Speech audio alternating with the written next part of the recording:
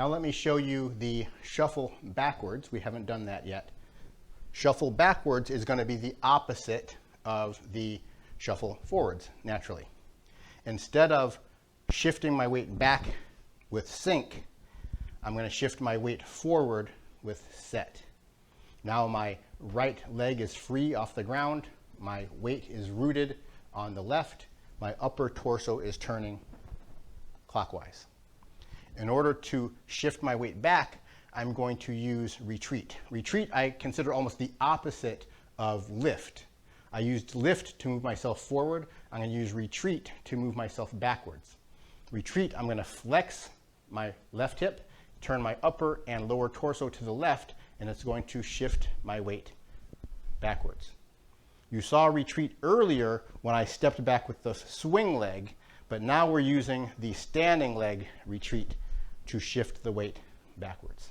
From the side view, I'm going to change my weight with set, then retreat backwards. Retreat, then I turn my lower and upper torso to the right, which is sink, and then set. We've seen many times sink and set to get back to that original position. So set, retreat, sink, set.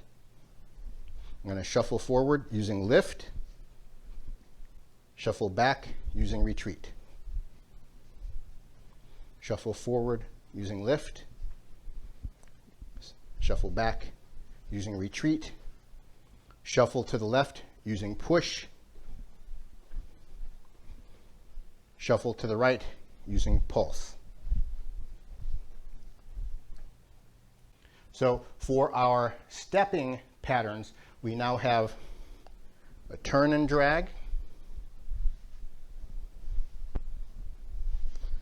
a side step turning towards the rear leg,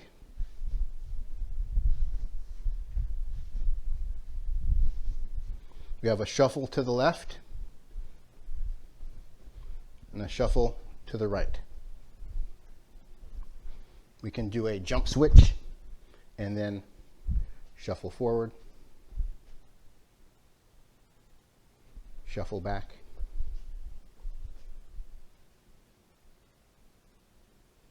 turn and drag,